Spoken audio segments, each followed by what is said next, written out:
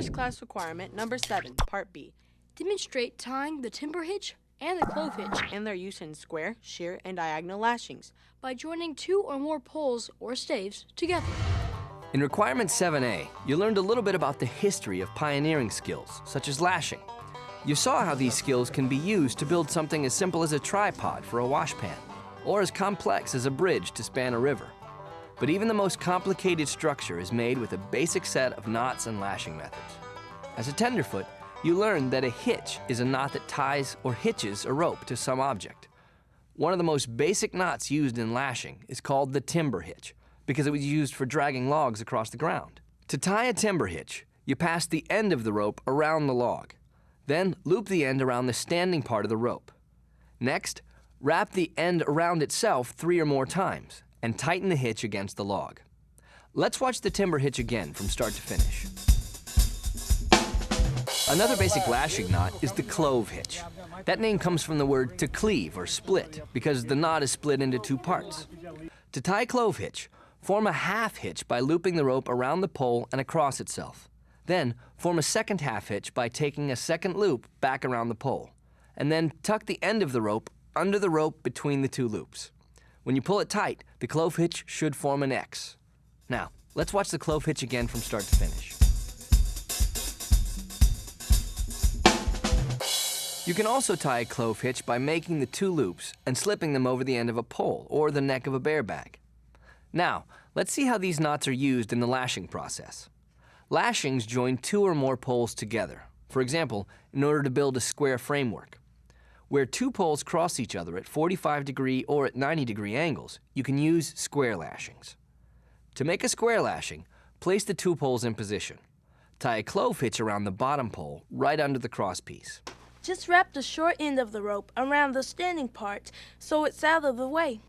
Now, with the long end of your rope, make 3 tight wrapping turns around both poles.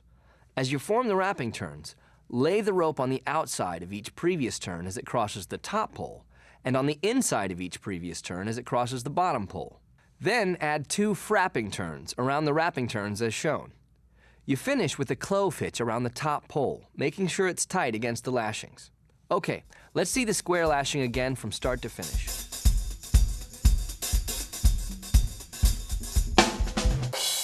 Another lashing technique that's used to bind 2 poles together is the shear lashing. It's used where a flexible joint between 2 poles is needed, and the poles cross each other at a 45-degree angle or less. To make a shear lashing, lay the poles side by side so their bottom ends are even. Tie a clove hitch around one pole. Add 5 or 6 snug wrapping turns by weaving the rope back and forth around the poles. Then, make 2 frapping turns between the 2 poles, pulling each frap tight. Finish with a clove hitch worked tight against the lashing on the second pole. Then, you can spread the poles to form the angle you need.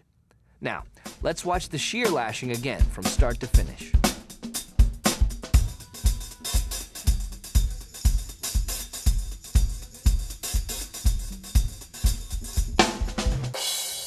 Another technique, called diagonal lashing, is used for binding together poles that cross each other at an angle of 45 to 90 degrees. To make a diagonal lashing, tie a timber hitch around both poles and pull it tight so the poles contact each other. Then, make 3 tight wrapping turns on the opposite diagonal. Be sure to make the wrapping turns side by side with each other. Next, make 3 wrapping turns on the same diagonal as the timber hitch you started with. When you finish those wrappings, cinch them down with 2 frapping turns. Finally, tie off the rope with a clove hitch, making it tight against the lashing. Now, let's see the diagonal lashing again from start to finish.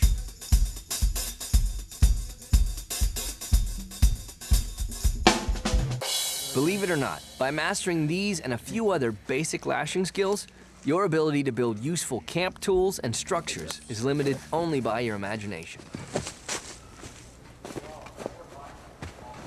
Hello.